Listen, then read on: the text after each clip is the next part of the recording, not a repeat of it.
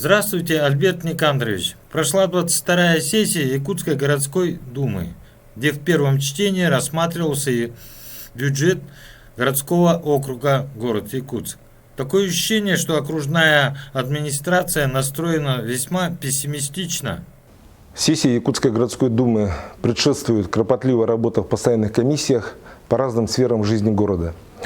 Сегодня самым важным из рассматриваемых вопросов стало рассмотрение бюджета городского округа города Якутск на 2021 год и плановый период 2022-2023 годов. Да, бюджет 2021 года сложный, но при системной работе многие вопросы решаются. Конечно, депутаты, как народные избранники, следят за тем, чтобы не ущемлялись интересы горожан. Прежде всего, все основные социальные программы остаются не ниже уровня 2020 года, с учетом роста заработных плат бюджетникам. Депутаты также обратили внимание на то, что окружная администрация, например, полностью сократила подпрограммы по здоровому городу, а это вакцинация девушек от рака, дезинфекция в очагах туберкулеза, медосмотр лиц без определенного места жительства. Мы считаем, что эти средства необходимы. Надо работать с лицами без определенного места жительства. Надо бороться с туберкулезом, чтобы он нас не захлестнул вместе с ковидом. Ну и вакцинация от рака – это прямое спасение жизней. Снятие денежных средств с данных подпрограмм мы не допустили. Подпрограмма продолжит функционировать. Также на укрепительно-восстановительные работы в школах надо существенно увеличить финансирование до 40 миллионов рублей. В проекте бюджета было только 34 миллиона рублей. Как мы знаем, хорошие новости пришли в этом месяце. В переселении из ветхого и аварийного жилья в Якутской Республике совместно с Фондом содействия реформирования жилищно-коммунальному хозяйству вкладывает более 5 миллиардов рублей. При этом основное финансирование будет в 2021 году. Деньги идут через республиканский бюджет. То же самое по школам. За счет федеральных средств предлагается построить целый ряд новых школ, в основном в пригородах Якутска. Также найдены средства на проектно-сметную документацию к 2 пристроям школ в центре Якутска. Поэтому город никак нельзя назвать обделенным. Спасибо народным депутатам республики от города, которые подключились к работе с городским бюджетом. Мы с ними находимся в постоянном контакте.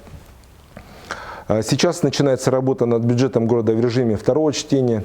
23 декабря у нас состоится сессия, на котором мы должны будем принять бюджет города.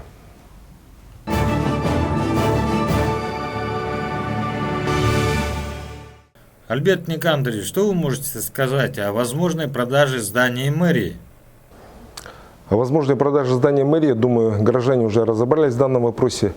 Хочу лишь отметить, что приватизация муниципального имущества осуществляется согласно прогнозному плану приватизации муниципального имущества, который утверждается решением Якутской городской думы. Также необходимо выносить подобные решения на широкое общественное обсуждение с привлечением экспертов, историков, горожан, старожил города.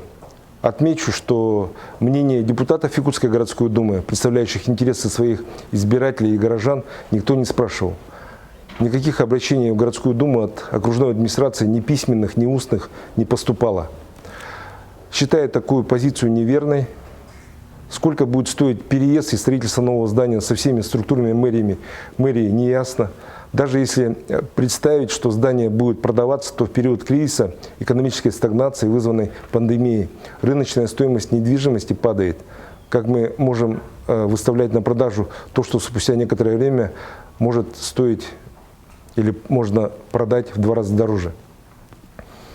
Это еще раз говорит о том, что вопрос в целом не проработан. И, конечно, нельзя при первом же удобном случае торговать нашей историей. Также нужно понимать, что здание мэрии – наш общий дом. Дом не только сотрудников окружной администрации, но и наших общественных организаций. Здесь собирается Общественная палата города Якутска, Совет родительского комитета Якутска, Совет ветеранов, Координационный совет по предпринимательству, Молодежная палата города Якутска, ну и многие другие. Также здесь проводятся публичные слушания, работает административная комиссия, комиссия по делам несовершеннолетних. В любом городе городская администрация находится в центре города. Как жителю, например, Табаги или Хатас добираться до 17-го квартала, это на самом деле будет очень сложно.